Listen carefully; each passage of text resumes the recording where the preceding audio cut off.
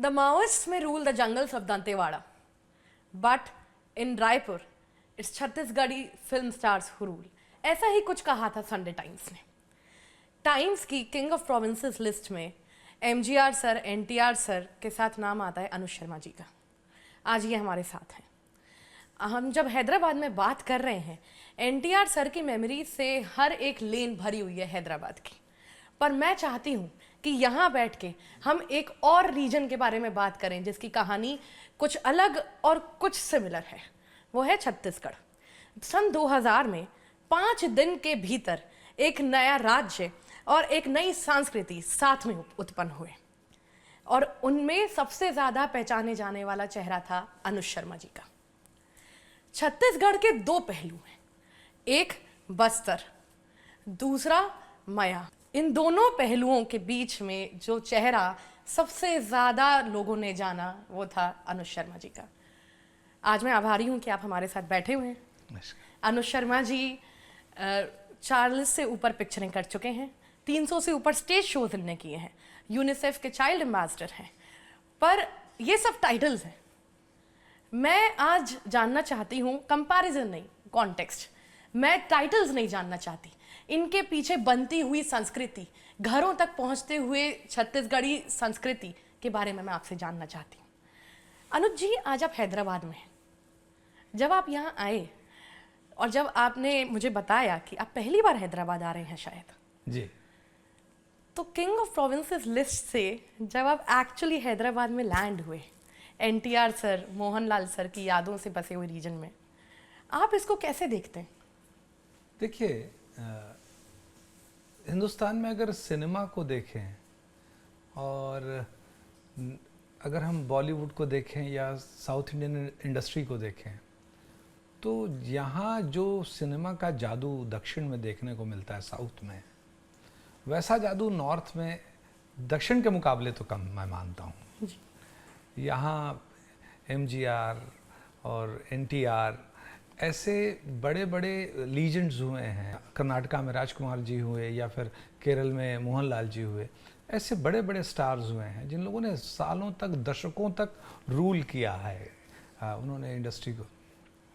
और यहाँ के लोगों का सिनेमा के लिए जो पैशन है, यहाँ के बजट में जो सिनेमा देखने का एक प्रोविज़न होता है, ये नॉर्थ में नहीं होता है. तो उसको अनुभव करना ये मेरे लिए बिल्कुल अलग था. पहली बार मैं हैदराबाद ज़रूर आया, साउथ में आया हूँ, लेकिन हैदराबाद आना मेरे लिए बहुत ही अच्छा रहा. बहुत अच्छा शहर लगा मुझे. जी, काफ़ी खुशी हुई मुझे ये जान के. मैं ये आपसे पूछना चाहूँगी, आपने अभी एनटीआर सर की बात करी, एमजीआर सर की बात करी, आपने मोहनलाल जी का भी नाम लिया. इसमें एक चीज़, एक जो सिमिलैरिटी है वो ये है कि यहाँ पे कहीं ना कहीं जब हम सिनेमा में किसी को देखते हैं और जब हम पॉलिटिकली इन लोगों को देखते हैं, जनता में कहीं ना कहीं धुंधला हो जाता है इंसान को स्क्रीन पे देखने का और ज़मीन पे देखने का फ़र्क. आपने भी ये महसूस किया है क्या? देखिए, ये फ़र्क तो आता है. जब आप सिल्वर स्क्रीन पर देखते हैं तो एक दूरी रहती है, और जब आप लाइव मिलते हैं, अपनी समस्याओं को लेके मिलते हैं, एक बेसिक डिफरेंस समझिएगा. जब एक फिल्म स्टार से मिलते हैं या उन्हें देखते हैं तो उनसे हमको कोई एक्सपेक्टेशन नहीं होता है. हम उनको देख के खुश हो जाते हैं.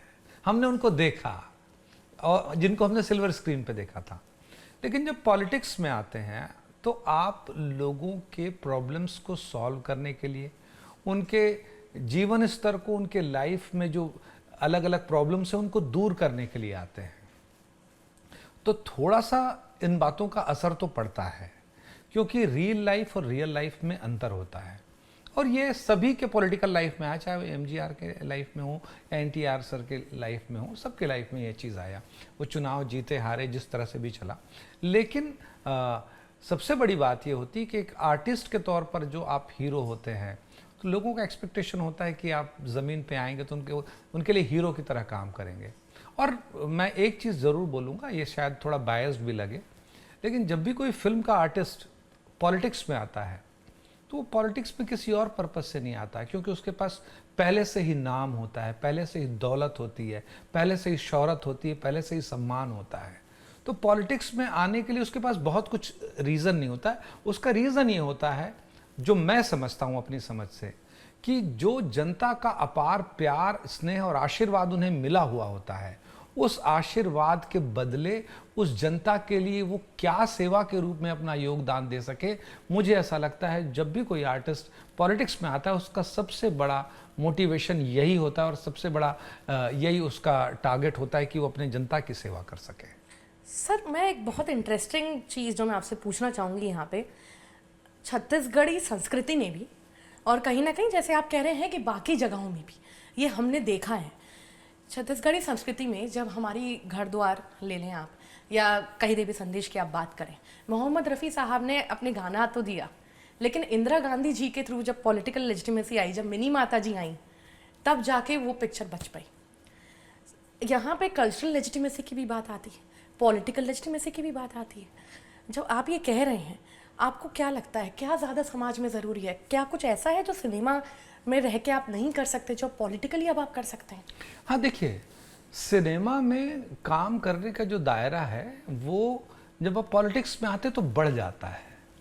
आप सिनेमा से आप कानून बनाने की, व्यवस्था बनाने के सिस्टम में आप नहीं हैं। आप मैसेज दे सकते हैं, लोगों को अवेयर कर सकते हैं, लेकिन आप यहाँ पॉलिसी मेकर बन सकते हैं। आप यहाँ पॉलिसी बनाते हैं, आप उस पॉलिसी को फॉलो कराते हैं। ये बेसिक डिफरेंस है। हम सिनेमा में कोई मैसेज दे सकते हैं, अवेयर कर सकते हैं, लेकिन हम पॉलिसी नहीं बना सकते। वो तो आपको विधायिका का हिस्सा बनना पड़ेगा, आपको सरकार में आपको अपना योगदान देना पड़ेगा, उसका हिस्सा बनना पड़ेगा, तब आप उन चीज़ों को लागू करा पाएंगे जो आपका विज़न है। तो ये बेसिक डिफरेंस मुझे दिखाई देता है कि आप जब सिनेमा में होते हैं तो आप मैसेजेस देते हैं, समाज में बहुत बड़ा परिवर्तन लाते हैं। मैं ऐसे कुछ फिल्में बता दूं जिसका बहुत बड़ा फर्क पड़ा समाज पे, लेकिन आप कानून नहीं बदल सकते सिनेमा से। सर, ये मुझे बहुत इंटरेस्टिंग लगा। आपने एक बात कही थी सर कि पूरब छत्तीसगढ़ में सिर्फ 3 सिनेमा हॉल थे। नहीं, पूरे छत्तीसगढ़ में नहीं सर, पूरब नहीं, दक्षिण में यानी बस्तर में। हाँ, बस्तर में एक समय ऐसा था कि सिर्फ जगदलपुर में थिएटर था, कांकेर में था और कोंडागांव में था, और कहीं कोई थिएटर नहीं था पूरे साउथ में, यानी साउथ छत्तीसगढ़ में या पूरे बस्तर में। और बस्तर इतना बड़ा इलाका है जो केरल से बड़ा है क्षेत्रफल में जी। वहाँ सिर्फ 3 सिनेमा हॉल थे। फिर आप नॉर्थ में भी आप जाते, सरगुजा में भी, तो कुछ ही सेंटर थे जहाँ पर सिनेमा हॉल थे। मनेंद्रगढ़ था या अंबिकापुर था, इस तरह के कुछ ही सेंटर थे जहाँ पर थिएटर्स थे। इसलिए छत्तीसगढ़ में सिनेमा को थोड़ा स्ट्रगल भी करना पड़ा। और अगर आप देखेंगे छत्तीसगढ़ 3 हिस्सों में बटा है। नॉर्थ में सरगुजा, सेंट्रल छत्तीसगढ़, और साउथ में बस्तर। मैं इसको 3 रंगों में भी बांटता हूँ कि काला, सफ़ेद और लाल। काला यानी जो नॉर्थ छत्तीसगढ़ है वहाँ कोयला मिलता है, वो कोल का पूरा उधर माइंस है उस तरफ। और सेंट्रल में आते हैं तो आप वहाँ पे लाइमस्टोन मिलता है, चूना पत्थर, सीमेंट की फैक्ट्रीज हैं वहाँ पे, सीमेंट के माइंस है। और जब आप साउथ में जाते हैं तो लोहा मिलता है बेलाडीला की पहाड़ियों में। तो इन तीनों हिस्सों में से जो सफ़ेद वाला इलाका है वहीं थिएटर्स ज़्यादा थे और वहीं पर ज़्यादा फिल्में चली। लेकिन छत्तीसगढ़ी सिनेमा ने एक बहुत बड़ा काम किया। जो कल्चरल डिफरेंसेस थे साउथ, नॉर्थ और सेंट्रल छत्तीसगढ़ में, उसको जोड़ने का काम किया। भाषाएं थोड़ी थोड़ी दूरी में बदलती हैं, उस भाषा को, उस छत्तीसगढ़ी को एकीकृत रूप देने का काम जो है वो छत्तीसगढ़ी सिनेमा ने किया कि एक सबके लिए सर्वमान्य छत्तीसगढ़ी जो है वो बनाने का काम छत्तीसगढ़ी सिनेमा ने किया। जी सर, मगर एक चीज़ और है, ये सिनेमा कभी मोनोलिथ नहीं होता।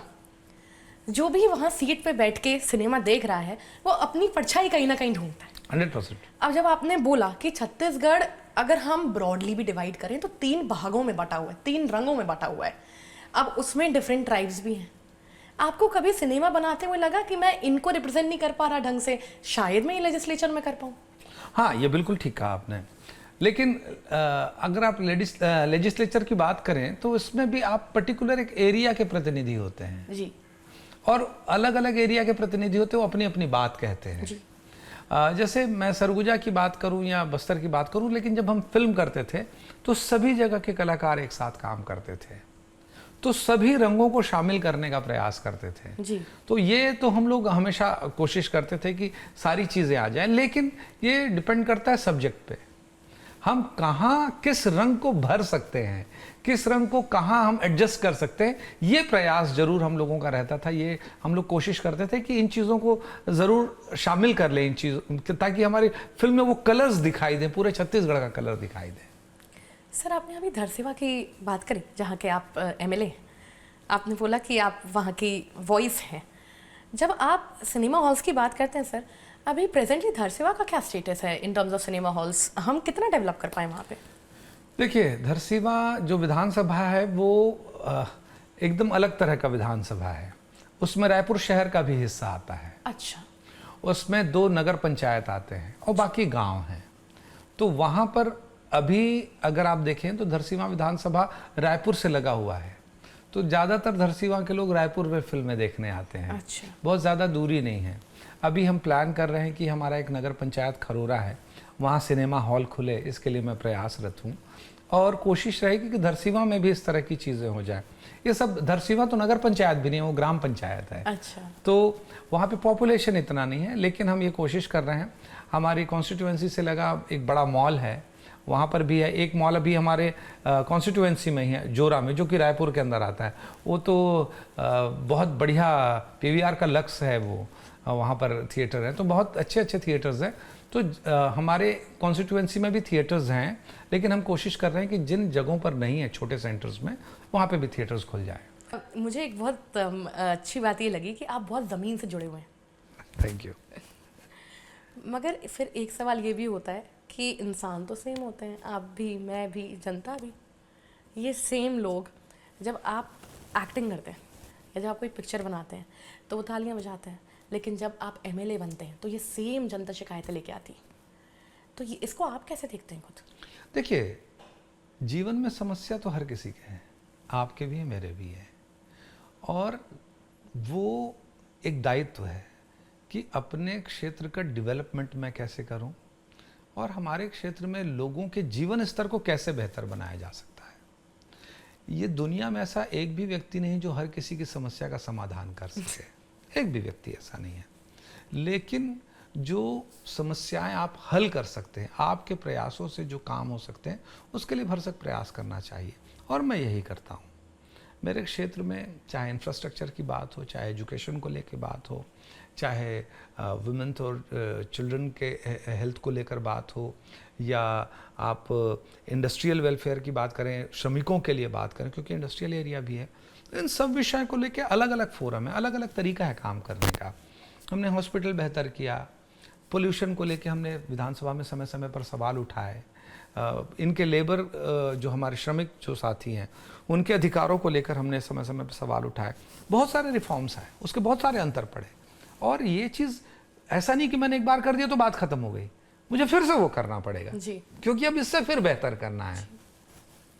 पहले तो कहते सड़क बन जाए, सड़क तो बन गई, ठीक है, नहीं अब इसको 4 लेन करा देते हैं।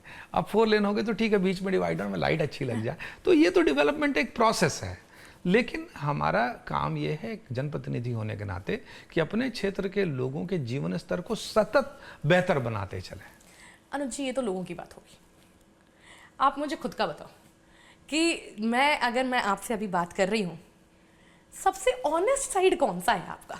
अनुज Sharma the actor, Anuj Sharma the politician, Ramanuj ji जो घर पे होते हैं, या अभी यहाँ पे जब आप सेकंड सीट पे बैठे हुए हैं, सबसे ऑनेस्ट साइड किसको कहेंगे आप? सबसे ऑनेस्ट साइड है जीवन।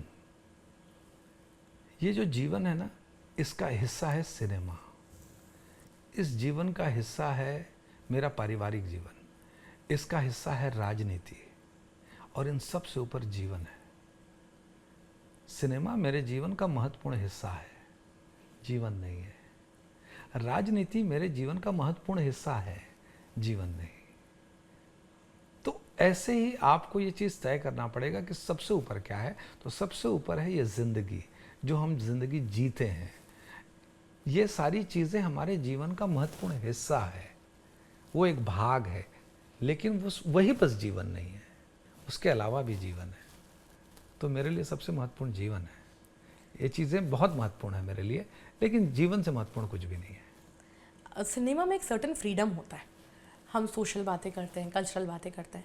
जब हम पॉलिटिक्स की बात करते हैं तो मैं अगर एनटीआर जी की बात करूं और मैं अगर आपकी बात करूं तो दो बहुत अलग अलग मॉडल्स हैं। यहाँ पे कभी कभी हम स्क्रीन टू पार्टी देखते हैं, स्क्रीन टू इंस्टीट्यूशन देखते हैं। मोहनलाल जी जैसे जो हमारे दिग्गज हैं, उनने तो चुना कि नहीं, मैं स्क्रीन पे ही अपना कल्चरल इंस्टीट्यूशन मैं बनाऊंगा। तो आप जब एक लार्जर पॉलिटिकल स्ट्रक्चर के अंदर जब आप फंक्शन करते हैं और आप खुद सिनेमा से आए हुए इंसान हैं, आपको ये क्रिएटिविटी कहीं ना कहीं बंधी हुई लगती है या फिर आपको लगता है कि सिनेमा से ज़्यादा काम मैं यहाँ कर सकता हूँ? देखिए, सिनेमा से ज़्यादा काम तो किया जा सकता है पॉलिटिक्स में, मैं मानता हूँ। सिनेमा में अपनी मर्यादा है, सिनेमा में काम करने का अपना तरीका है, लेकिन राजनीति में उसको विस्तार मिल जाता है। जैसे मैंने पहले भी कहा था कि सिनेमा में आप मैसेजिंग बहुत स्ट्रांगली कर सकते हैं, लोगों को अवेयर कर सकते हैं, अपनी बातों को दमदारी से रख सकते हैं, लेकिन आप पॉलिसी नहीं बना सकते।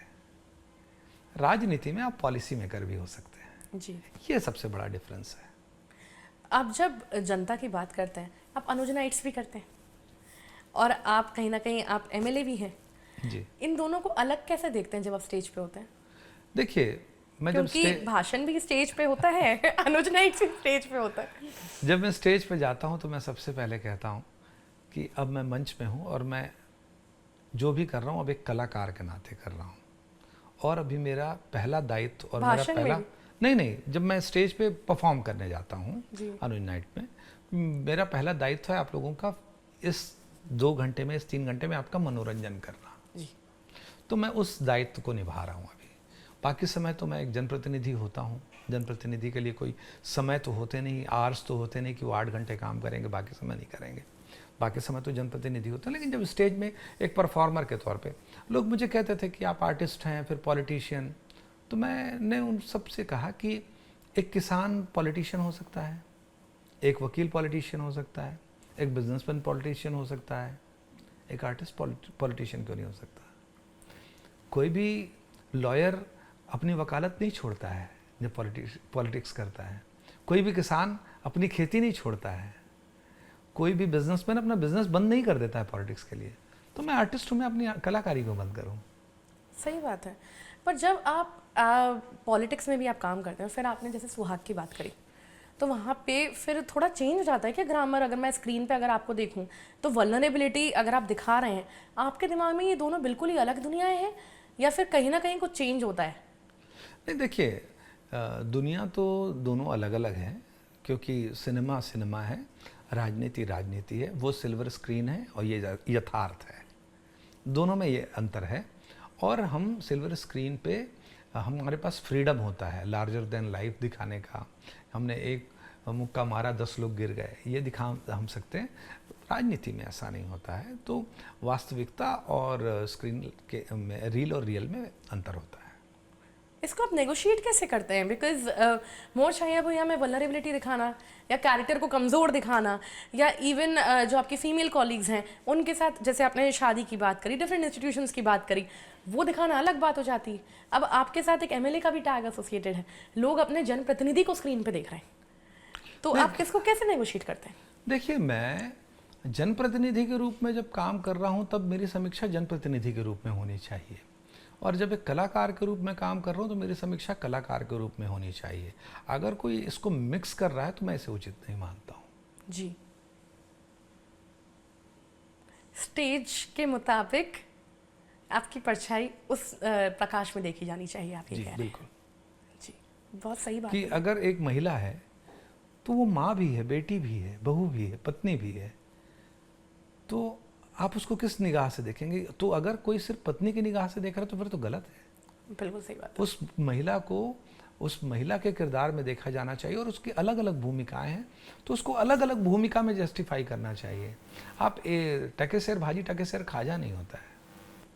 आपको उनकी भूमिका कहाँ पर, वो एक कैसी माँ है, वो एक कैसी बेटी है, वो एक कैसी पत्नी है, वो एक कैसी बहू है, ये सारे अलग अलग तराजू हैं जिसमें आप उनको देखेंगे कि वो कहाँ कितनी सफल हैं। तो आपको ये देखना कि एक जनप्रतिनिधि के रूप में जब मैं क्षेत्र में काम कर रहा हूँ तो मैं कैसा काम कर रहा हूँ, इसको उस पैमाने पे तौलना चाहिए, ना कि सिनेमा की एक्टिंग से। सर, दृष्टि भी दो तरफा होती है। जैसे अभी मैंने बात करी कि जनता आपको कैसे देखती है, ऐसे ही आपने भी कैमरे के साथ भी काम किया है, स्टेज पे भी काम किया है। कहीं ना कहीं आपकी आंखें भी ट्रेन हो गई होंगी अनुज नाइट्स करते हुए कि अब मुझे पता है कि जनता कब हंसेगी, हाँ यस, कब ये इरप्ट होगी। एक हॉट मैप बन जाता होगा आपकी आंखों के सामने। बिल्कुल बिल्कुल बिल्कुल बिल्कुल बिल्कुल। जब हम स्टेज पे चढ़ते हैं, जब एज परफॉर्मर जब स्टेज पे चढ़ते हैं तो हमको पता होता है कि जनता को क्या करना है, कैसे, यानी कैसे उनके साथ समय बिताना है, ये हमको पता होता है। तो आपने अभी बोला कि जनता को जहां मैं खड़ा हूं उसके हिसाब से मुझे देखना चाहिए। आप खुद जब अनुज नाइट्स पे स्टेज पे खड़े होते हैं या कैमरा के सामने होते हैं, जब आप कैमरा के सामने होते हैं तब तो एक थोड़ा प्रॉक्सिमिटी की बात हो जाती है, कैमरा थोड़ा और बारीकी से पकड़ता है, तो वो जनता कहीं ना कहीं तब भी दिमाग में रहती है या फिर सिर्फ कैमरा एंड यू? नहीं, मेरा किरदार उस समय में ये सारी बातें सोचने का वक्त होता है जब आप स्क्रिप्ट फाइनल कर रहे हो कि आपको किस किरदार को करना है, किस किरदार को नहीं करना है, किस सीन को करना है नहीं करना है। ये फैसला आप पहले कर लीजिए। आप कैमरे के सामने आ गए तो आपको करना है और तब उस किरदार को और उस फिल्म को ध्यान में रखते हुए करते हैं। तो वो जो जनता जो आप अनुज नाइट्स में देखते हैं वो चीज़ वहाँ नहीं होती। कैमरे के सामने काम करना अलग है, लाइव परफॉर्मेंस देना वो अलग बात है। क्योंकि सर मैंने ये इसलिए पूछा क्योंकि जब आपने पद्मश्री की बात करी थी तो उसके 8 साल तक हम आपको देख नहीं पाए थे। फिल्में आई थी, कम आई थी। अच्छा, कम आई थी मेरी फिल्में 2014 में ना। फिर मेरी राजा छत्तीसगढ़िया आई थी, एक फिल्म राजा छत्तीसगढ़िया आई थी, वो सुपरहिट गई थी। फिर और रंगरसिया आई थी, रंगोपति आई थी, ये फिल्में आई थी, कुछ सालों में आई थी। ये आपकी वेबसाइट पे इंफॉर्मेशन अवेलेबल है? अभी मेरे ख्याल से आई डोंट नो, काफ़ी समय हो गया, मैं खुद अभी नहीं देख पाया हूँ तो नहीं बोल पाऊंगा इस विषय में, क्योंकि लेकिन अपडेट होते हैं या फिर विकीपीडिया पे आपको मिल जाएगा। अच्छा। या मेरे पेज में विकीपीडिया में भी बहुत सारी अपडेटेड नहीं है इन्फॉर्मेशन, लेकिन काफ़ी कुछ अपडेटेड है। रीजनल सिनेमा में एक चीज़ जो मैं पाती हूँ वो ये है, कॉन्फ्लिक्टिंग रिकॉर्ड्स होते हैं। उसके लिए I am the right person जिससे आप मेरे बारे में पूरी इन्फॉर्मेशन ले लेते हैं। मेरे पास जी। पूरा रिकॉर्ड होता है मेरा। नहीं, मुझे इस बात की बहुत खुशी है कि आप हम यहाँ पे बैठे हुए हैं और जनता को भी मौका मिल रहा है कि वो अपनी सारी जो भी उनके सवाल हैं, उनके क्वेरीज हैं, वो शायद यहाँ पे आंसर हो रही है। जैसे आपने कहा था मैं 300 शोज किया हूँ, मैं लगभग 1000 से 1500 शोज किया हूँगा मैं। अब ये एक और कॉन्फ्लिक्टिंग इन्फॉर्मेशन है, 1000 5 गुना कम है ये। हाँ 1000 से 1500 शोज किए होंगे। विकीपीडिया पे शायद ऐसा कुछ है, मुझे 3 या 4 बार बेस्ट एक्टर मिला, वो 9 बार है, 9 या 10 बार है। 9 या 10। हाँ। आपको तो आदत हो गई होगी अब। नहीं, मैं बहुत सालों से नहीं ले रहा हूँ, बहुत सालों से नहीं लेता हूँ। आपको कहते हैं ना कि छत्तीसगढ़ के आप पहले सुपरस्टार हैं। आप सुपरस्टार डिफाइन कैसे करते? क्योंकि आपने बोला बेस्ट एक्टर 9-10 बार मिला है। आप छत्तीसगढ़ के पहला सुपरस्टार की इमेज ही आपसे शुरू होती है सर। देखिए, आपकी दुनिया में क्या है सुपरस्टार?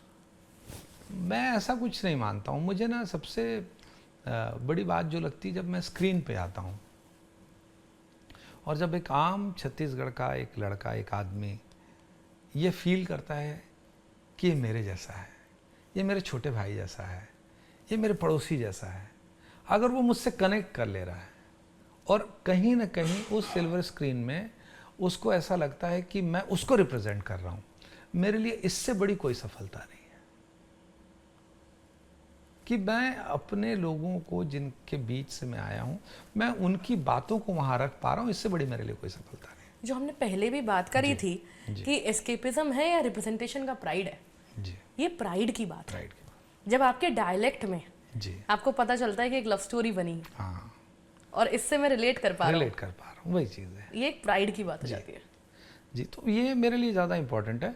लोगों को जो कहना है वो उनका प्यार है, उनका प्रेम है, वो भाव को मैं यानी प्रणाम करता हूँ, लेकिन मुझे खुशी इसमें ज़्यादा मिलती है।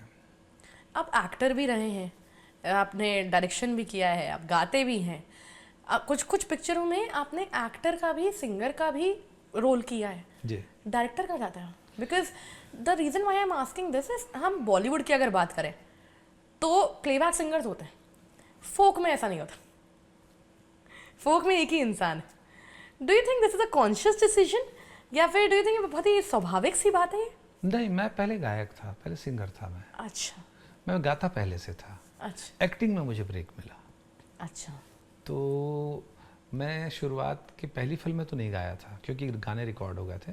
दूसरी फिल्म से फिर मैंने बीच बीच में गाना शुरू किया, लेकिन मैंने कभी कंपल्शन नहीं रखा। मैं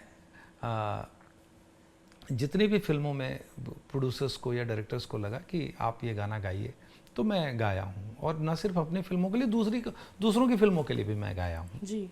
और म्यूज़िक तो मेरा पहला प्यार है, यानी उसमें तो कुछ कह नहीं सकता कि वो सबसे ज़्यादा सुकून देने वाला है। आप म्यूज़िक की जब आप बात करते हैं, आपको क्या फ़र्क लगता है?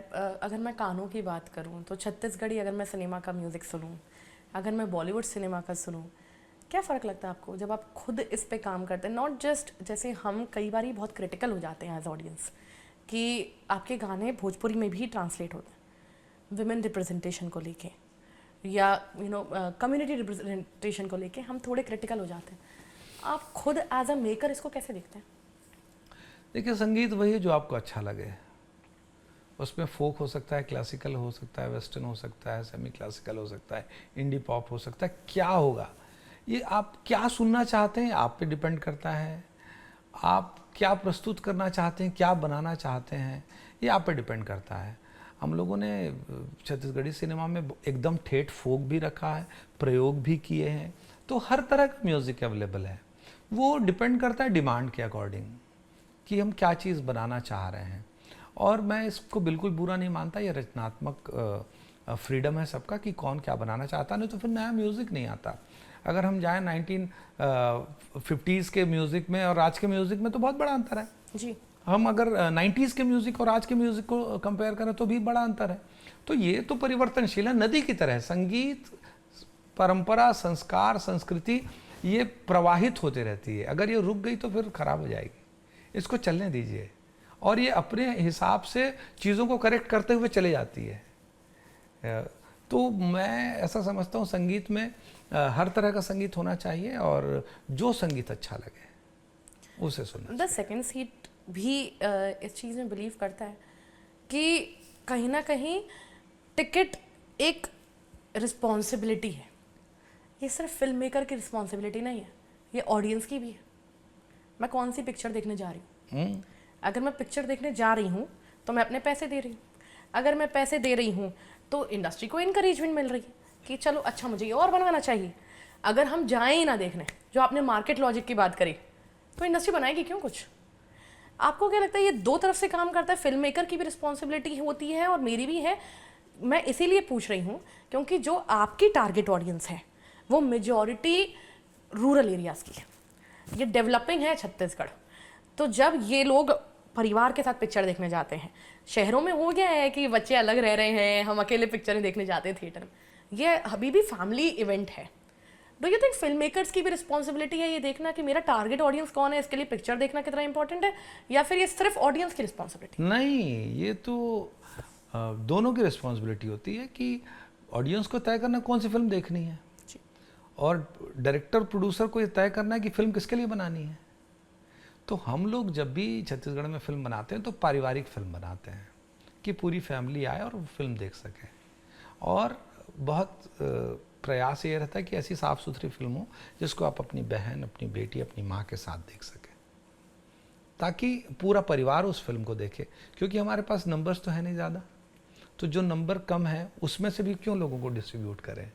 फिल्म तो सबके लिए बनाएं।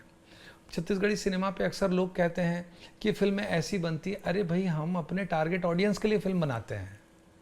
सो कॉल्ड इंटेलेक्चुअल्स जो होते हैं वो लोग ऐसा चैनल में सर्व करते हैं और बोलते हैं फिल्म इस तरह की बनी है। नो, ये फिल्म किसके लिए बनाई गई है पहले इसको जान लीजिए। भाई, जो अवार्ड के लिए फिल्में बनती हैं, फेस्टिवल के लिए जो फिल्में बनती हैं, वो थिएटर्स में कहाँ आ पाती हैं? नहीं चल पाती हैं। तो उनको उस पर्पज़ से बनाया गया। हमने जो छत्तीसगढ़ी फिल्म बनाई, हम अपनी छत्तीसगढ़ की जनता के लिए बनाए। छत्तीसगढ़ में जो लोग रहते हैं, हमारे गांव में रहते हैं, वो उससे जुड़ सकें, वो फिल्म हमने बनाए और वो आते हैं, देखते हैं। अगर हम कहीं कोई हमसे कमी हो जाती तो फिल्म नहीं चल पाती, और अगर हमको उसमें सफलता मिल गई तो आते हैं, सारे लोग देखते हैं। इसके भी दो पहलू हैं। आप जैसे यूनिसेफ के सेलिब्रिटी एडवोकेट हैं छत्तीसगढ़ के, और दूसरी तरफ आप सिनेमा भी बना रहे हैं। अब जब मैं समाज की बात करूं, मेरी दुनिया में मुझे ऐसा लगता है कि सिनेमा की कहीं ना कहीं एक सोशल रिस्पॉन्सिबिलिटी होती है। हम भले उसको कॉमेडी में, मासी वे में, किसी भी तरीके से जनता तक पहुंचाएं, लेकिन जब हम एक उभरती हुई इंडस्ट्री की बात कर रहे हैं तो ये बहुत ज़रूरी हो जाता है। अभी कई लोगों का दिमाग, मुझे लगता है, जब मैं आपसे छत्तीसगढ़ी सिनेमा की बात कर रही हूँ, कि बहुत सारे लोग छत्तीसगढ़ी सिनेमा और भोजपुरी सिनेमा में कंफ्यूज हो रहे होंगे। अंतर नहीं कर पाएंगे। तो आपके अकॉर्डिंग क्या अंतर है, क्योंकि आप तो भीतर से काम कर रहे हैं? देखिए, छत्तीसगढ़ी और भोजपुरी सिनेमा में एक अंतर ये है कि छत्तीसगढ़ी सिनेमा ना इंडिपेंडेंट इंडस्ट्री है, वहीं के सारे लोग मिलके काम करते हैं। भोजपुरी इंडस्ट्री जो है वो बॉम्बे से लिंक्ड इंडस्ट्री है। ज़्यादातर लोग या तो बम्बई रहे हैं या बम्बई में काम करते रहे, उन लोगों ने भोजपुरी फिल्मों की शुरुआत की, तो वो एक कोलैब वाली इंडस्ट्री है, तो वहाँ बम्बई का असर थोड़ा ज़्यादा दिखाई देता है। और हमारे यहाँ की जो फिल्में हैं ना वो पारिवारिक ज़्यादा बनती हैं, उसमें आप लगभग सभी गानों को सुन सकते हैं। तो अपना अपना टेस्ट होता है। मैं किसी इंडस्ट्री के लिए अच्छा बुरा बोलने वाला कोई होता नहीं हूँ, ये मेरे अधिकार क्षेत्र से बाहर है। लेकिन हमारे यहाँ कोशिश होती है पारिवारिक और साफ सुथरी फिल्में बने। ये बहुत इम्पॉर्टेंट फ़र्क है, क्योंकि एक जो डिटेल है वो ये है कि आपके गाने भोजपुरी में भी ट्रांसलेट हुए, तो लोग थोड़े कंफ्यूज हो जाते हैं, और ये रीजन्स बॉर्डरिंग है, तो लोगों को लगता है कि एक ही इंडस्ट्री की बात हो रही है, लेकिन ये दो बहुत अलग दुनियाएं हैं। ये बिल्कुल बिल्कुल जी। हमारे यहाँ का संगीत भी अलग है, और हमारे यहाँ थोड़ा पारिवारिक फिल्में ज़्यादा बनती है, जो आप पूरे परिवार के साथ जाएं। जी, ये जान के मुझे एक्चुअली काफ़ी खुशी हुई, और मुझे लगता है कि ये बहुत लोगों के लिए बहुत नई बात भी होगी। हाँ, क्योंकि लोग कहीं ना कहीं रीजनल सिनेमा में अगर साउथ के सारी रीजन्स को क्लब करते हैं तो नॉर्थ के भी सारी रीजन्स को क्लब कर देते हैं। और मैं एक बात और मानता हूँ कि ह्यूमर के लिए, लोगों को हंसाने के लिए डबल मीनिंग की ज़रूरत नहीं है या कुछ वल्गैरिटी की ज़रूरत नहीं है। आप बहुत साफ सुथरी कॉमेडी भी कमाल कर सकते हैं। जी, मैं इस बात को मानता हूँ। बहुत सही बात है। यानी आपको हंसाने के लिए ज़रूरत नहीं कि कुछ घटिया या ख़राब बात से ही लोग हंसे, बहुत ही साफ सुथरे तरीके से भी बहुत हंसाया जा सकता है। बहुत सही बात है सर। आपको वैसे आपकी जो मूवीज़ हैं, अगर आप और सिनेमा बनाओ, आपने जैसे मुझे इतनी सारी इश्यूज बताए, कोई ऐसा इशू है जो आप टारगेट कर रहे हैं स्पेसिफिकली कि मैं इसको टारगेट करूंगा, this is something I want to talk about? मैं आपको सही बोलूँ ना तो लगभग बहुत सारे विषयों में जिनमें मैंने सोचा था सब में फिल्म बना चुका हूँ मैं। अच्छा। सब पे फिल्में हो चुकी हैं, लेकिन सब्जेक्ट कभी ख़त्म नहीं होते, और कुछ विषय ऐसा मुझे लगता है कि जिस पे बनाना चाहिए। मुझे कहीं ना कहीं ये लगता है कि हम लोग पॉलिटिशियंस के दायित्वों की बात हमेशा करते हैं, जनता के दायित्वों का भी एहसास कराने वाली फिल्म होनी चाहिए। बहुत सही बात है। या अधिकारियों की हम बात करते हैं, हमको हमारी जवाबदारियों को भी समझना चाहिए आम जनता के रूप में, तभी ये देश आगे बढ़ेगा। सिर्फ इस देश को आगे बढ़ाने की जिम्मेदारी पॉलिटिशियंस और अधिकारी कर्मचारियों की नहीं है, हम हर एक भारतीय की जवाबदारी है, और हम हर भारतीय को इस जवाबदारी को समझकर काम करने से ही देश 2047 का शक्तिशाली, महाशक्तिशाली भारत बन पाएगा। जब हम 2047 तक हम बात कर रहे हैं, मेरी नज़र फिर से मोर छाया भैया पे जा रही है। जब आप वो पिक्चर बना रहे थे, आपको पता था कि ये एकदम हिट हो जाएगी, क्योंकि इतनी केओटिक प्रोसेस है ये कि गाने कट रहे हैं, सीन्स कट रहे हैं। डिड यू नो कि ये ऐसा हो जाएगा, या फिर ये बस हो गया? उस टाइम ऐसा लग रहा था यार बस बन जाइए। मैंने 20 दिन की छुट्टी ली। हाँ, मैं एक जॉब में था, मैंने बॉस को बोला भाई मुझे 15-20 दिन की छुट्टी दे दो, और मुझे छुट्टी मिल गई। फिर मेरी छुट्टी ख़त्म हुई, मैंने डायरेक्टर से बोला मेरी छुट्टी ख़त्म हो गई, मुझे कल जाके ज्वाइन करना पड़ेगा। वो मेरे साथ मेरे बॉस के पास गए, बोले सर मेरी पिक्चर का हीरो है, कुछ दिन की छुट्टी और दे दो। फिर उन्होंने छुट्टी सैंक्शन की, मैंने फिर फिल्म कंप्लीट की। फिर उन्होंने बोला उसको डबिंग करने बॉम्बे भी जाना होगा, वो भी आप समय दे दीजिएगा। तो वो माने, और फिल्म कंप्लीट हुई। जिस दिन शूटिंग कंप्लीट हुई अगले दिन आया, मैंने फिर से ज्वाइन किया, मैं फिर नौकरी करने लगा। उसके बाद फिल्म आई, रिलीज़ हुई, मैं तो भी नौकरी कर रहा था। पिक्चर हिट हो गई, फिर मुझे लगा कि अब मुझे शायद सिनेमा में अपना पूरा समय देना चाहिए। फिर मैंने रिज़ाइन किया और मैं फिर फुल टाइम एक्टर हुआ। 29 साल से जब आपने मोर छाया भैया बनाई थी, 29 साल से आई थिंक 29 ईयर्स से कुछ नहीं आया था ना स्क्रीन पे छत्तीसगढ़ी। हाँ 29-30 साल तक। आपको कभी कमी महसूस होती थी कि यार मेरी भाषा में कुछ होना चाहिए, या फिर ये नॉर्मली लगता था कि यार होता ही नहीं ना? देखिए हमारे यहाँ छत्तीसगढ़ में ऐसा माहौल ही नहीं था, वातावरण ही नहीं था कि फिल्में बने। जब मुझे फिल्म का ऑफर आया था तो मैंने बोला कि फिल्म, मुझे तब सेलुलाइड का मतलब नहीं मालूम था। उन्होंने बोला कि एक फिल्म बनने वाली है सेलुलाइड में। मैं बोले सेलुलाइड में तो होता होगा, ठीक है। मैंने बताया नहीं उसको, लेकिन मुझे नहीं पता था तब मतलब। फिर उन्होंने बोला कि हिंदी फिल्में जैसी बनती वैसी बनेंगी, और अभी का परिवेश जो है वैसी बनेगी, कुछ भी नहीं रहेगा। तो मैंने तब समझा इस बात को और मैंने फिल्म किया। मैं इतना गंभीर नहीं था कि फिल्म इतनी चलेगी या इस तरह से सफल होगी। आपको नहीं पता था आप छत्तीसगढ़ के सुपरस्टार बनने वाले? नहीं पता था। नहीं पता था आपको? आपको पिक्चर हिट होने के बाद रियलाइज हुआ था या फिर तब भी नहीं हुआ था? आप कौन सा मोमेंट है व्हेन यू न्यू कि कुछ तो हो रहा है यहाँ पे, इंडस्ट्री बन गई यार ये? देखिए ये बाद में लगा। मैं तो पहले फैसला किया कि मैं सिनेमा में काम करूँगा, और उसके बाद मैं काम करता रहा। इन सब बातों की सोच से ऊपर मैं अपने परफॉर्मेंस को कैसे बेहतर करूं, मैं अपने काम को कैसे ठीक करूं, इस पे फोकस्ड रहा। लगातार काम करता रहा, सालों काम करता रहा। धीरे धीरे तिनका इकट्ठा होते होते देखा तो इंडस्ट्री फिर बन गई।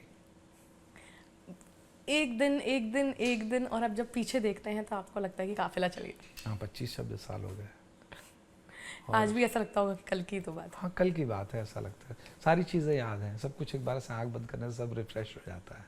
वो सतीश जैन जी का ऑफिस में जाके आपके लिए बात करना, हाँ। वो पूरा स्ट्रगल, वो महसूस करना कि अच्छा गाना कट गया, डिस्ट्रीब्यूटर नहीं मिल रहे।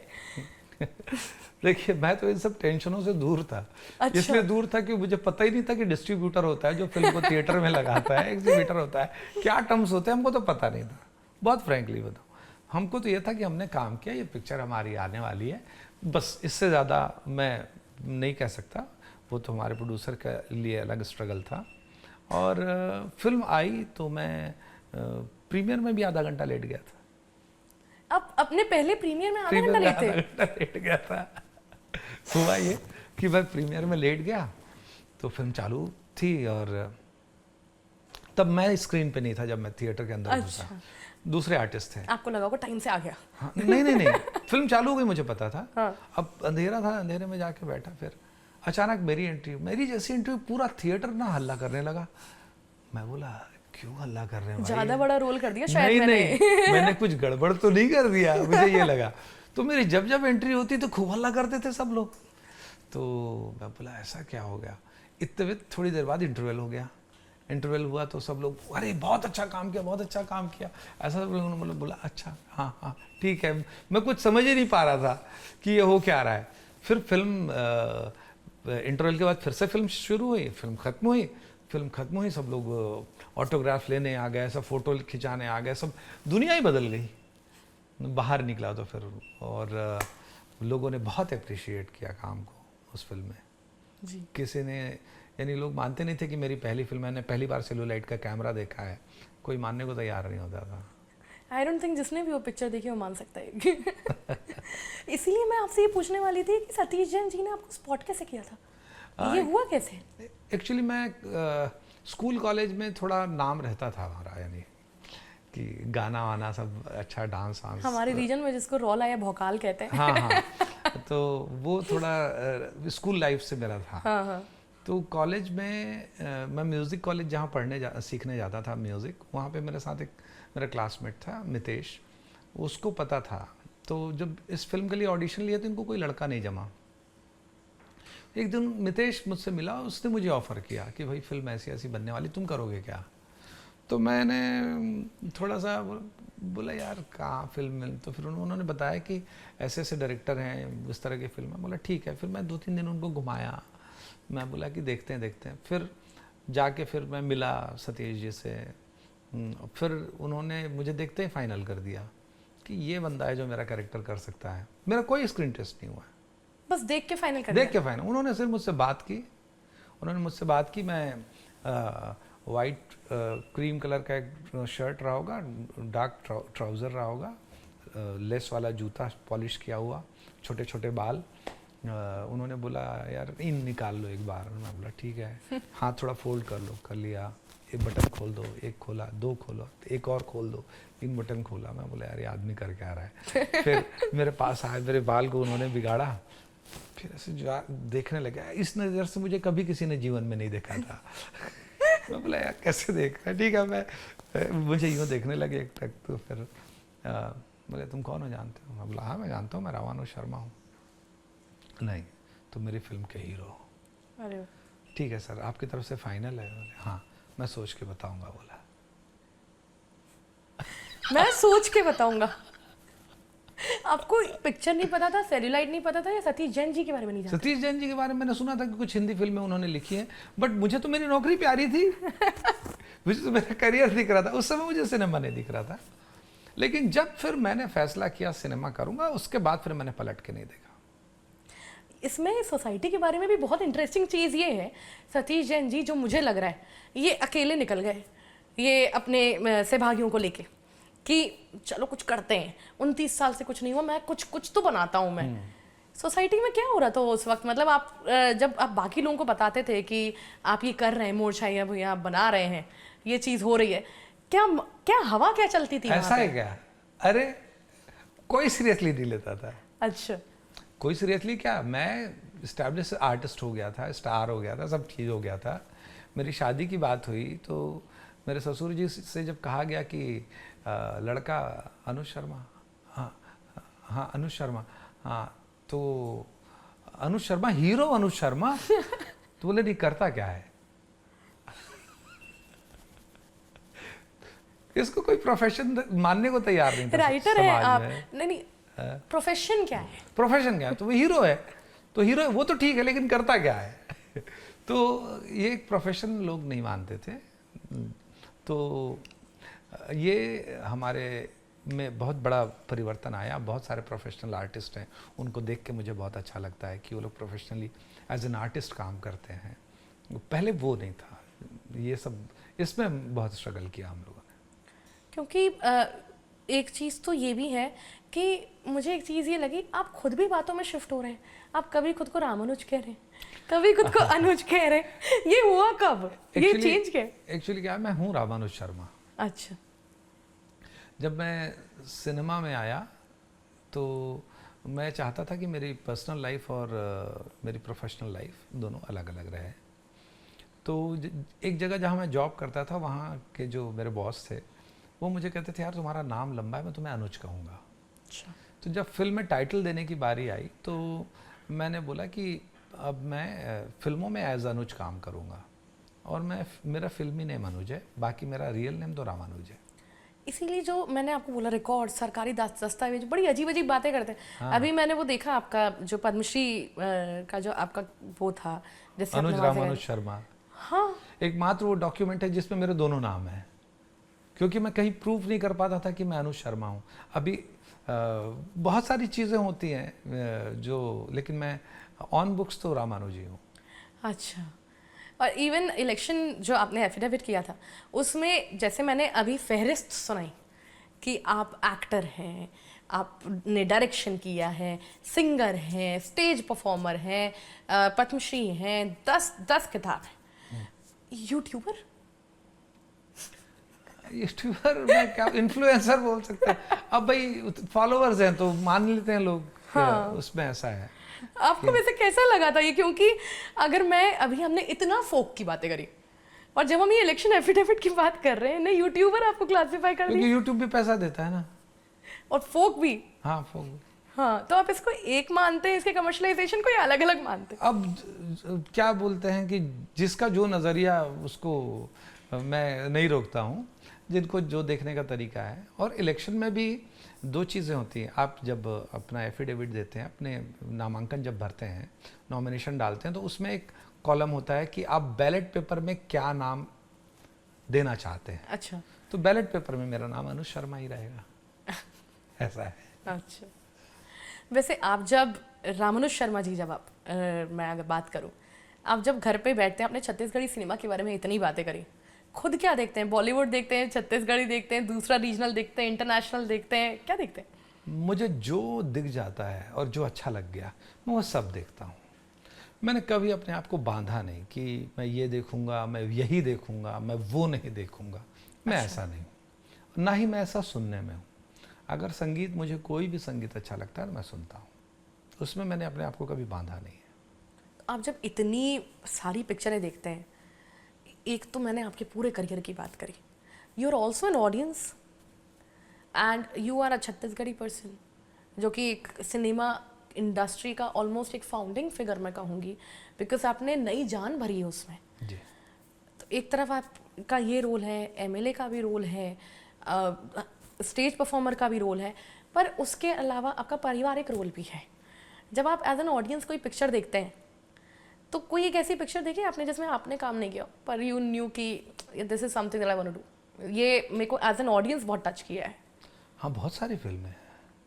अगर आप ऐसे फिल्म बोलेंगे तो मैं प्यासा, कागज़ के फूल, गाइड, ये फिल्में ऐसी हैं जिनको मैं कई बार देख सकता हूँ। बट सिंस हम बात कर रहे थे वो बच्चे वाली, कि बच्चे को ये नहीं बोलना चाहिए कि हल्ले में पढ़ाई कर लो, कोशिश करनी चाहिए कि ढंग का इंफ्रास्ट्रक्चर मिल जाए और बच्चा एक्चुअली पढ़ाई कर पाए बिना चैलेंजेस के।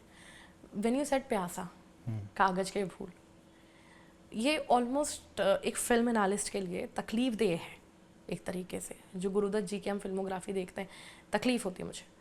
आप इस चीज़ को रोमांटिसाइज करते हैं या फिर आप इस चीज़ की इंपॉर्टेंस समझते हैं, specially when it comes to Chhattisgarhi cinema?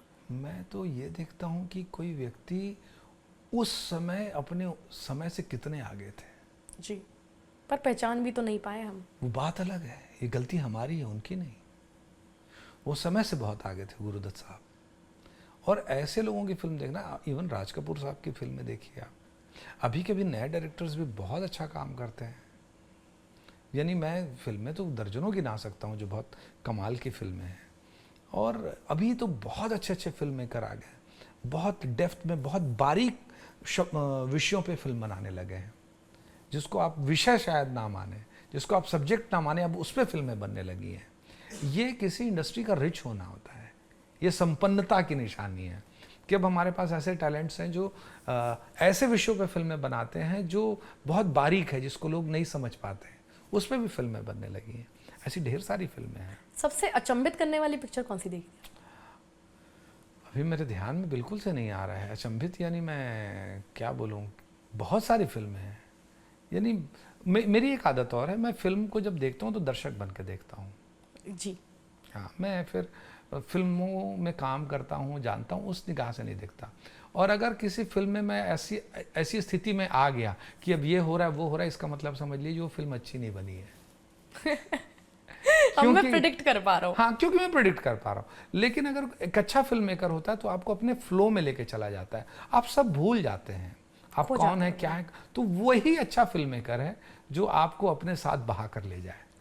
मैं एज एन ऑडियंस तो बहा के चली जाऊँ, बह के चली जाऊँ मैं, पर वो पर्दे के पीछे की जो कहानी है क्रू की वो नहीं बह रहे हैं। एक कांस्टेंट टग ऑफ वॉर चल रहा है सारे डिपार्टमेंट्स में। स्पेशली जब आप छत्तीसगढ़ी सिनेमा की बात करें, हम कहते हैं ना कि जुगाड़ बहुत लगता है। सबसे मजेदार किस्से कौन से हैं आपके? हमारे बहुत सारे किस्से हैं। जुगाड़ तो हम लोग एक से एक जुगाड़, हमारे पास लिमिटेड रिसोर्सेज, कम बजट। एग्जैक्टली। जब हम लोग शुरुआत में फिल्मों में आए थे तो एरी में शूट करते थे। उस समय केन 20,000 रुपये का 4 मिनट का रॉय स्टॉक आता था, इतना महंगा। तो फिर हम लोगों ने नया इजाद किया, HDV में फिल्म बनाए, यानी टेप में फिल्म बनाई हम लोगों ने। टेप में? मया फिल्म जो है वो वीडियो कैमरे के टेप वाले वीडियो कैमरे से बनी है। और उसके 2 DVDs बने, एक फर्स्ट हाफ का, एक दूसरा इंटरवल के बाद का। वो फिल्म बनी बहुत कम पैसों में। उस समय बन गई वो फिल्म 20 लाख रुपए में। और रायपुर शहर के श्याम टॉकीज का कलेक्शन 22 लाख रुपए था। 20 लाख में पूरी पिक्चर बनाई और एक टॉकीज का कलेक्शन 22 लाख। 22 लाख रुपए था एक टॉकीज का कलेक्शन। वो पिक्चर सिल्वर जुबली हुई जी, 25 हफ्ते चली। और उस टाइम पे जब आप माया की बात कर रहे हैं, सिल्वर जुबली एक बहुत बड़ी बात होती थी। तो वो HDV में बनी हुई फिल्म थी, टेप में बनी थी। 2 CD थी, एक CD फर्स्ट हाफ चलती थी प्रोजेक्टर पे, दूसरी CD दूसरे, और हॉल खचा खच फुल है, सुपर डुपर हिट है। ऐसी बहुत सारी चीज़ें हैं। कहीं महंगे लोकेशन नहीं ले पाते थे, सस्ता लोकेशन है, अब उन्होंने ट्रॉली लगाने से मना कर दिया। ट्रॉली लगाने से मना कर दिया तो अब कैसे करें, ट्रॉली शॉट लेना है, कैसे लेना है, कैसे लेना है। कैमरामैन ने हाथ में कैमरा पकड़ा, उसको एक बोरे में बैठाया और खींच दिए, बहुत स्मूथ ट्रॉली का शॉट मिल गया। और जब अब जिमी जिप नहीं था, अब आपको कम खर्चे में काम करना है, तो जिमी जिप में क्या किया, उन्होंने कैमरा लिया, उस पर रुमाल बांधा उन्होंने और उल्टा घुमा दिया, अब उसको खाई में डाला, अब कैमरा उल्टा उल्टा घूम रहा है, शॉट मिल गया। आजकल इतना दिमाग लगाते हैं लोग। अब आप सोचिए, हम लोग यानी क्या शॉट नहीं किए हैं, एक से एक शॉट करते थे यार। यानी मैं तो आपको कुछ एक एग्जांपल्स बता रहा हूँ, बहुत जुगाड़ू हैं हम लोग, यानी इस मामले में बहुत सारे जुगाड़ किए हैं और बहुत अपने बजट को बहुत कंट्रोल में ले आए थे जी। कंटेंट अच्छा रखते थे। टेक्निकली हम शायद वो अफोर्ड नहीं कर पाते थे उस समय क्योंकि इंडस्ट्री छोटी थी, लेकिन आज हम लोग सारे, कल ही मैं उस पर शूट करके आया हूँ, अभी सोनी का एक बड़ा अच्छा कैमरा आया है, क्या नाम है भूल गया अभी, सबसे अभी एडवांस कैमरा है ना, उस पर कल ही शूट करके आया हूँ मैं। तो अब तो सारे इक्विपमेंट्स हम लोग यूज़ करते हैं, जब हाँ शुरुआती दौर में ये सब किया था हम। और आपने तो दिन ब दिन, नींव बाय नींव, हाँ। आपने पूरी इंडस्ट्री बनते हुए देखी होगी। मैं तो नेगेटिव 16 mm से काम शुरू किया था मैं, 16 mm से चालू करके 35 mm में, फिर उसके बाद डिजिटल सिनेमा में सब में काम किया। जब अभी मोरछाइयां भैया 2, 3, 4 I, do you feel proud, do you feel nostalgic? और सतीश जैन जी और आप बात करते हैं इस बारे में कि हाँ। अब मैं ये करने का सोच रहा हूँ, अब मैं ये करने का सोच रहा हूँ? हम लोग कल ही मिले थे, बात कर रहे थे, और जब मोरछैया भुइयां 2 जब बनने वाली थी तो उसमें मेरे रोल को जो दीपक कर रहा था, दीपक साहू, वो फिल्म साइन किया और मेरे पास आया। अच्छा।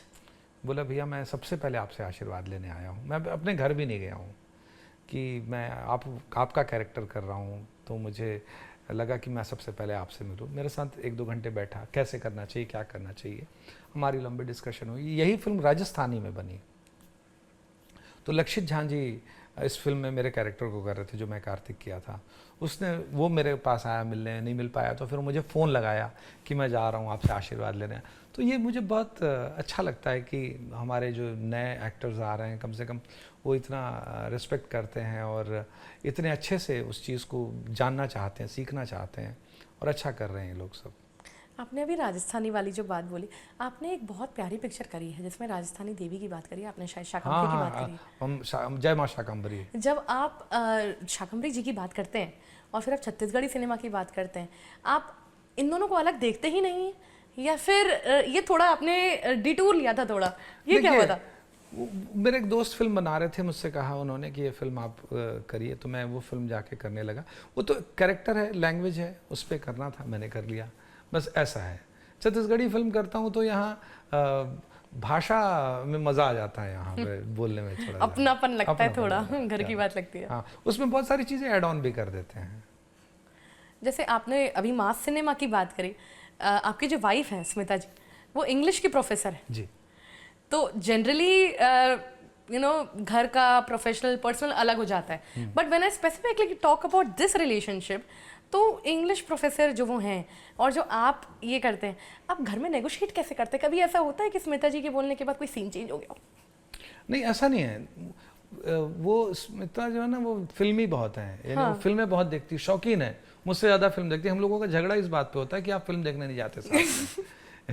मैं कहीं फंसा रहता हूँ तो वो आजकल अब बोलती मैं आपके चक्कर में नहीं रहूँगी, मैं फिल्म देख के आ जाऊँगी। तो बच्चों के साथ या अपने भाई बहनों के साथ, किसी के साथ फिल्म देख के आ जाती है, फ्रेंड्स के साथ देख के आ जाती है। लेकिन जैसे कोई स्टोरी है तो मैं हमेशा इस चीज़ को देखता हूँ कि जब कोई स्टोरी सुनता हूँ या कोई किसी फिल्म को हम एडिट करके देखते हैं तो मैं 2-4-5 लोगों के साथ बैठ के देखना पसंद करता हूँ, ताकि मुझे उनका रिएक्शन मिल सके। मैं अपनी चीज़ों को उनके बीच देखता हूँ कि वो क्या रिएक्ट कर रहे हैं, तो वो उसमें मुझे ज़रूर फ़ायदा मिलता है। वो इस चीज़ में अच्छा सलाह देती हैं। एंड स्मिता जी हमेशा उन लाइव ऑडियंस में से होती हैं। हाँ हाँ। तो कहीं ना कहीं मैं ये कह सकती हूँ कि जब आप छत्तीसगढ़ी सिनेमा बनाते हैं उसमें थोड़ा जेन ऑस्टिन, झुम्पा लेरी फ्लेवर रहता है। ऐसा मैं नहीं कह सकता, लेकिन उनसे कई बार क्या देखने वाले अपना अपना इनपुट देते हैं, अपना पॉइंट ऑफ व्यू देते हैं, तो वो चीज़ मिल जाती है। जी। अगर मैं आपसे एक बात पूछूं थोड़ी गंभीर, जब आप मूर्छैया भुइयां जब आपने बनाई थी, आप आए थे, आपने दीपक साहू जी की भी बात करी, अगर मैं आपसे पूछूं कि आज अगर किसी को छत्तीसगढ़ी इंडस्ट्री में एंटर होना, would you advise them to think broadly, probably go to Mumbai, या फिर आप सतीश जैन जी जैसे बोलेंगे कि नहीं नहीं तो अपनी ज़मीन से शुरू करो? देखिए, आपकी प्रायोरिटीज़ क्या है उस पर डिपेंड करता है। कई लोग यहाँ से बम्बई चले जाते हैं, कई लोग बम्बई से वापस आके यहाँ काम करते हैं। आपको खुद को जानना पड़ेगा, आपको खुद को असेस करना पड़ेगा, खुद को प्रायोरिटीज सेट करनी पड़ेगी कि आपकी प्रायोरिटी क्या है, आप करना क्या चाहते हैं, आपके सपने क्या हैं। क्या आप छत्तीसगढ़ी सिनेमा के साथ खुश हैं? मैं तो बहुत खुश हूँ। मैं बम्बई नहीं गया, मैंने बॉम्बे की फिल्मों के लिए कभी स्ट्रगल नहीं किया, और इच्छा भी नहीं एकदम। नहीं, अगर मुझे बुलाएंगे तो मैं क्यों नहीं करूँगा, मेरा काम है। लेकिन मेरी प्राथमिकता छत्तीसगढ़ थी, मैंने तय कर रखा था मैं छत्तीसगढ़ नहीं छोड़ूंगा। अच्छा। ये मैंने तय कर रखा था, मैं हमेशा छत्तीसगढ़ में रहा, छत्तीसगढ़ में ही काम करता रहा। क्या बांधे रखा आपको? अपनापन। मुझे, मेरा कंफर्ट जोन है, मुझे अच्छा लगता है छत्तीसगढ़ में रहना। मुझे दुनिया की सबसे अच्छी जगह लगती है छत्तीसगढ़। सारे अपने रहते हैं, ठीक है, घर का जोगी जोगड़ा अन गाँव का सिद्ध, ऐसा कहते हैं, ठीक है, सबका इतना अपनापन है, एकदम मुझे बहुत सेफ फील होता है छत्तीसगढ़ में अपने लोगों के बीच में। इसलिए मैं छत्तीसगढ़ छोड़ के कभी नहीं गया। जाता था बॉम्बे, काम करके आ जाता था वापस। अगर किसी ने मुझे बुलाया, भाई ये प्रोजेक्ट करना है, गए, उतने दिन काम किया, फिर वापस। होम सिकनेस ऑलमोस्ट कह सकते हैं। घर से दूर नहीं जा सकते आप? मैं घर से दूर नहीं जाता हूँ, जाऊँ भी क्यों, मुझे ऐसी क्या मजबूरी है जो घर छोड़ के जाऊँ। जब कोई मजबूरी नहीं तो क्यों जाऊँ जी। जब सब कुछ है। जब आप क्या चाहते हैं, आप जो जो चाहते हैं अगर आपके पास आपके घर में हो, तो इससे बड़ी सौभाग्य की बात क्या होगी। ऐसा कोई लालच नहीं जिसके लिए मुझे मेरा घर छोड़ना पड़े। इनफैक्ट इवन लोकेशन की भी अगर बात करें, बहुत खूबसूरत है, और कई बारी तो सीन लोकेशन पे डिपेंड कर जाता होगा ना? बहुत खूबसूरत है। सीन में स्क्रिप्ट बोलने से पहले लोकेशन बोल देती होगी। जी बिल्कुल। और उसको कैप्चर करने का और कोई तरीका भी नहीं है। जो छत्तीसगढ़ में है, जो आपने धान की बात करी, आपने जंगलों की बात करी, आपने वाटरफॉल्स कितने सुंदर हैं, वाटरफॉल्स की आपने बात करी, पहाड़ियाँ कितनी अच्छी, डैम्स कितने अच्छे हैं, इंफ्रास्ट्रक्चर बहुत अच्छा है हमारे। तो बात वो नहीं, मैंने कभी सोचा ही नहीं मैं छोड़ के क्यों जाऊँ छत्तीसगढ़, क्यों छोड़ूं मैं, रीज़न ही नहीं था। जी। पर फिर भी आपने कहा कि आप पहले अपनी प्रायोरिटीज इवैल्यूएट करें, कि आपको फिर आप सोचें आपको छत्तीसगढ़ में रहना है, मुंबई जाना है। ये as an if I talk about technicality, ठीक है, अगर मैं एक एक्टर हूँ तो मुझे क्या इवैल्यूएशन करना चाहिए, क्या टेक्निकल स्किल्स होनी चाहिए कि मैं सोचूं कि मुझे रीजनल रहना है या मुझे बॉलीवुड में जाना है? देखिए, मैंने पहले ही कहा, जीवन सबसे ऊपर है। जी। अब आप तय कर लीजिए, आप अपने जीवन में कौन से चैलेंज को लेना चाहते हैं।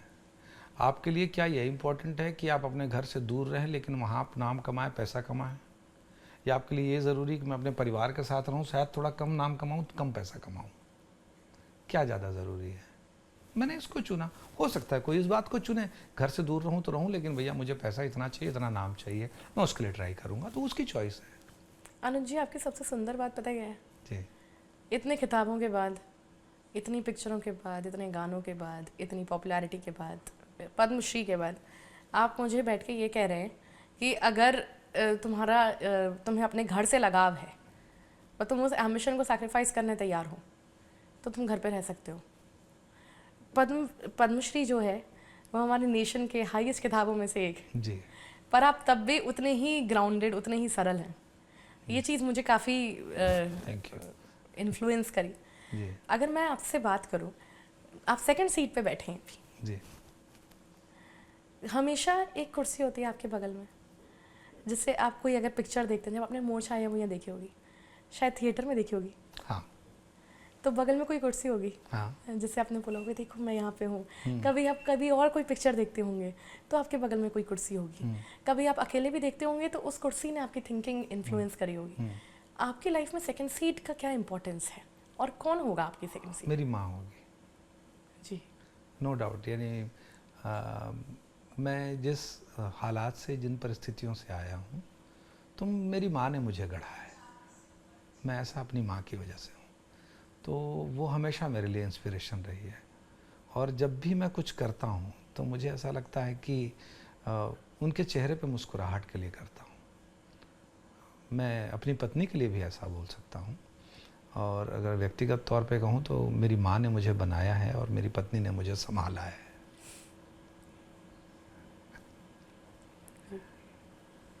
आपकी मदर जो है आपके साथ ही रहती? नहीं, हम उनके साथ रहते हैं। बहुत खूबसूरत बात है ये। जी। जिस घर में आपने कभी बचपन में किस्से सुने होंगे कई जी। देवी संदेश के, घर जी। द्वार के, जी। वो आपकी सिनेमा में आता है घर? हाँ, वो एक्चुअली सौभाग्य की बात है। आपने बहुत अच्छी बात कही। जिन्होंने कई देवी संदेश बनाई थी वो मनु नायक जी थे। जी। मनु नायक जी का गांव है कुर्रा, अच्छा। और वो मेरी कॉन्स्टिट्यूएंसी धरसीवां विधानसभा क्षेत्र का गांव है। अच्छा। वो उस गांव के रहने वाले थे। अभी थोड़े दिनों पहले मैं उस गांव में गया था। एक टीचर रिटायर हुए थे तो उनको विदाई समारोह में मैं गया था। तो मैंने बोला कि ये ऐसा गांव है जिससे मुझे ख़ास प्रेम है, क्योंकि जिस व्यक्ति ने यहाँ जन्म लिया और यहाँ के जो हैं उन्होंने जो राह बनाई थी कई देवी संदेश के, उस राह पे चलने वाला राहगीर हूँ मैं। छत्तीसगढ़ी सिनेमा की राह उन्होंने बनाई थी, उस पे चलने वाला हूँ मैं, और यहाँ तक अगर पहुँचा हूँ तो उस राह में चल के बना हूँ। और सर, कई देवी संदेश को हम जब बोलते हैं it's almost a political film, है ना? अभी हम पॉलिटिकल नहीं कह सकते, सोशल फिल्म है वो। Social film. वो सामाजिक बुराई पर थी, छुआछूत पर थी, भेदभाव पर थी। और वो पॉलिटिकल नहीं होता, हाँ, पॉलिटिकल नहीं होता, सोशल होता है। सोशल होता है। और अभी जब हम जिस सिनेमा की बात कर रहे हैं जिसमें आप डीपली इन्वॉल्व हैं, वो थोड़ा फैमिली एंटरटेनर्स, आपने ये बोला कि आप सेम राह के राहगीर हैं। जी। ये कैसे? सिनेमा की राह छत्तीसगढ़ में मनु नायक जी ने बनाई, उसी पे तो हम लोग चल रहे हैं। वो हमारे पितामह हैं और हमारे अग्रज हैं। हमसे पहले उन्होंने राह बनाई, उस पर चले, उसके पीछे पीछे ही तो हम लोग चल रहे हैं। आपको एक बहुत सुंदर सी बात बताता हूँ। जिस दिन मुझे पद्मश्री अवार्ड अनाउंस हुआ, मैंने 3 लोगों को फ़ोन लगाया। सबसे पहला फ़ोन मैंने मनु नायक जी को लगाया। मैंने कहा, सर आपने जो राह बनाई थी कई देवी संदेश बना के, उसमें चल के आज यहाँ तक मैं आया हूँ, तो आपको ये कहने के लिए फ़ोन लगाया हूँ कि इसमें आपका बहुत महत्वपूर्ण हिस्सा है। जो मुझे मिला है उसमें आपका योगदान है। आपको थैंक यू बोलने के लिए लगाया हूँ। ये आप पहले से बात करते थे इनसे या फिर? हाँ, पहले से बात करता था। पहले से आप कॉन्टैक्ट? हम लोगों की काफ़ी चर्चा होती है। और फिर मैंने दूसरा फ़ोन सतीश जैन जी को लगाया था। मैंने उनसे कहा था कि मेरे टैलेंट को अगर आप नहीं पहचानते तो शायद मैं यहाँ नहीं होता, इसलिए आपका भी हिस्सा है। और तीसरे मेरे बहुत प्रिय गायक और गीतकार थे लक्ष्मण मस्तूरिया जी, जिनके गीतों को मैंने बचपन से सुना और गाता हूँ आज तक। उन्होंने मेरे लिए भी लिखा। तीसरा फ़ोन मैंने उनको लगाया। मैंने बोला, सर आपके गाने गाकर देखो कहाँ तक आ गए, आपको बहुत बहुत आभार, आपका भी हिस्सा है। मैंने 3 लोगों को फ़ोन लगाया था। इन तीनों को आप मानते हैं कि इन तीनों जो आपके अग्रज हैं, जो आपके जो ऑलमोस्ट मेंटोर्स रहे हैं, इन तीनों को हमने मोर छाया भुइयां में आपकी परछाई की तरह देखा? जी जी। लेकिन इसमें एक बात और है कि ये तो इस विषय में था, लेकिन मुझे मेरे मेंटोर बहुत हैं। मैंने बहुत सारे लोगों से सीखा है, बहुत सारे लोगों ने मुझे सिखाया है जीवन में।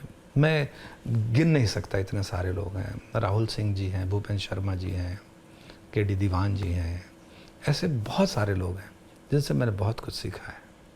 हर दिन जनप्रतिनिधि के तौर पे आप जनता से भी सीखते होंगे? रोज़, उससे बड़ा स्कूल नहीं है। कभी ऐसा हुआ है जनप्रतिनिधि की तरह कुछ सीखा हो और उसको आके सिनेमा में इस्तेमाल कर दिया? हाँ, बहुत सारी चीज़ें हैं, करते हैं।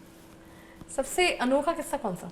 एक से एक किस्से आपको यानी बताऊं तो ऐसी ऐसी घटनाएं होती हैं जो आप वहाँ जो रियल लाइफ में होती है, जो गांव में हो रही है, वो हम लोग यहाँ सिनेमा में उतार देते हैं। कई बार बहुत सारी घटनाएं होती हैं ऐसी। क्योंकि हम ऐसा बोलते हैं कि अगर हम अखबार भी पढ़ते हैं तो एक पन्ना होता है सिनेमा का पेज जी, पर वैसा रियल लाइफ में होता नहीं है। सिनेमा का पन्ना हर पन्ने में घुसा है जी, इसकी कोई बाउंड्री नहीं है, इसका कोई बाइफरकेशन नहीं। जी, बिल्कुल। जो आपने अभी बोला कि जनप्रतिनिधि के तौर पे भी जब आप लोगों से मिलते होंगे, जनसभाओं में जाते होंगे, आप जब दौरों पे जाते होंगे, कई बार ऐसा भी होता होगा कि आपके दिन में ही आप गा भी रहे हैं, लिख भी रहे हैं, दौरे पे भी जा रहे हैं, सब साथ में हो जाता है, सब हो Humans don't जाता work that way. है। जी जी जी, वो ऐसा होता है तो कई बार सिनेमा होता और सोसाइटी का जो इंटरकनेक्शन है वो जी। बहुत डीप है। है। जी जी मैं जब मोर छाया भैया की बात करती हूँ, आपने एक आखिरी सवाल के तौर पर मैं ये पूछना चाहूँगी कि जब मैं मोर छाया भैया की बात करती हूँ, आपने इस पिक्चर को कितना दूर तक जाते देखा है? क्योंकि सेकंड सीट पे हम ये बात करते हैं कि एक कोई पिक्चर अपने रन टाइम से बहुत बड़ी होती है। ये एक ऐसी पिक्चर थी जो लोगों के घरों में, स्टेज पे, लोगों की ज़िंदगियों में, उनकी भाषा में, उनकी पहचान में घुसी। क्या हुआ, छत्तीसगढ़ राज्य बना 1 नवंबर को, 27 अक्टूबर को ये फिल्म रिलीज़ हुई। उस समय मोर छैया भुइयां ने लोगों के मन में छत्तीसगढ़ियावाद की जो भावना है, जो स्थानीयता की भावना है, और जो लोग छत्तीसगढ़ियों को थोड़ा कमतर आंकने का दुस्साहस करते थे, ऐसे लोगों को जवाब देने का काम मोर छैया भुइयां ने किया था। छत्तीसगढ़ियों के स्वाभिमान को, उनके आत्मसम्मान को, उनके आत्मविश्वास को बढ़ाने का काम किया था। छैया भुइयां वो फिल्म है जिसने छत्तीसगढ़ियों को एक अद्भुत कॉन्फिडेंस भी दिया, अद्भुत जोश भर दिया पूरे छत्तीसगढ़ियों के मन में, उनके अंदर में। तो ये इसका असर लंबे समय तक रहेगा और मुझे लगता है कि हमेशा रहेगा, प्रत्यक्ष या परोक्ष रूप से। जी, ये हमेशा एक ऐसी चीज़ है जो कि हर छत्तीसगढ़ी इंसान अपनी आइडेंटिटी के साथ जी। कैरी करता हुआ चलेगा। बस आप वैसे ही समझिए जैसे हम आपके हैं कौन के बाद हर शादी में जूता छुपाने का रिवाज शुरू हो गया। दीदी तेरा देवर दीवाना, जी उसके बिना हो नहीं सकता। बिल्कुल सही बात है सर। मुझे काफ़ी अच्छा लगा कि हमने मोर छैया भैया से लेके सुहाग तक की जर्नी आपकी समझी आपसे, जी और ये इस पॉइंट को प्रूव करता है कि सिनेमा अपने रन टाइम से, कोई भी पिक्चर आप देखने जाते हैं तो जितनी देर आप हॉल में बैठते हैं वो बस पिक्चर आपको बांधे रखी हुई है, लेकिन आप हमेशा जब आप घर आते हैं, वो जो आप गाड़ी में बैठते हैं, बस में बैठ के जब आप घर आते हैं और वो एक भाव लेके चलते हैं, वो सबसे ज़्यादा ज़रूरी भाव है। जी, क्योंकि फिर वो हर जगह लीक होता है। वो चीज़ होती है, वो पब्लिक लाइफ में लीक होता है, वो प्राइवेट लाइफ में लीक होता है, जी, वो अगली बार जब कोई सिनेमा बनाता है तो उसमें भी लीक होता है। उसमें भी लीक होता है। और मोर छैया भैया से एक एग्जाम्पल हमें मिलता है कि जब आर्टिस्ट की ज़िद हो और एक रीजन की ज़िद हो कि हमें रिप्रेजेंटेशन चाहिए, हम भले ही आप हमें कह लो कि बच्चों को हल्ले में नहीं पढ़ना चाहिए, जिस बच्चे को हल्ले में पढ़ के टॉप मारना होता है वो टॉप करता है। जीतने वाले कभी एक्सक्यूज नहीं देते हैं, जीतने वाले हर बार कभी जुगाड़ निकालते हैं। जीतने वाले कभी बहाना नहीं बनाते, जीतने वाले हमेशा सक्सेस का मंत्र बताते हैं। जी, एंड ये जो एग्जाम्पल है, और अभी हम बात कर रहे थे सुहाग की, अभी हम बात कर रहे थे आरूख की, जी, हम यूट्यूबर की बात कर रहे थे कि from not knowing celluloid to hear when you are telling me कि आपके इलेक्शन एफिडेविट में अरे यूट्यूबर लिख दिया। इतनी सिल्वर जुबली तक हम आ गए। काफ़ी अच्छा लगा कि आपने सेकंड सीट पे आके अपनी बातें रखी। थैंक यू, आपने मैं बुलाया बहुत मुझे बुलाया आपने, और बहुत अच्छा लगा सेकंड सीट पे बैठ के, और ये जानकर कि सेकंड सीट किसके लिए है, ये जानकर भी मुझे बहुत अच्छा लगा। और बहुत खूबसूरत सेट है, बहुत अच्छी तैयारी है, और बात करके मुझे बहुत अच्छा लगा। मैं सौभाग्यशाली हूँ जो आपने मुझे बुलाया। सर, आप पहली बार हैदराबाद आए, आज मुझे समझ में आया कि किंग ऑफ प्रोविंसेस का मतलब क्या होता है। वो सिर्फ एक टाइम्स पे चलने वाली लिस्ट नहीं है, वो एक ऐसा इंसान आप कह सकते हैं जो किसी रीजन में अपने पीछे एक पूरा कारवां लेके चलता है। थैंक यू कि आपने ये वक्त दिया हमें। This was the second seat, we would love to be right beside. Thank you.